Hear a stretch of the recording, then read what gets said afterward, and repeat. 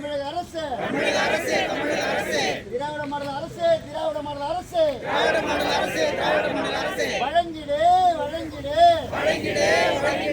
ஊர்ப்புற நூலகர்களுக்கு காலமுறை ஊதியம் வழங்கிடு நிறைவேற்று தேர்தல் வாக்குறுதி நிறைவேற்று தேர்தல் வாக்குறுதி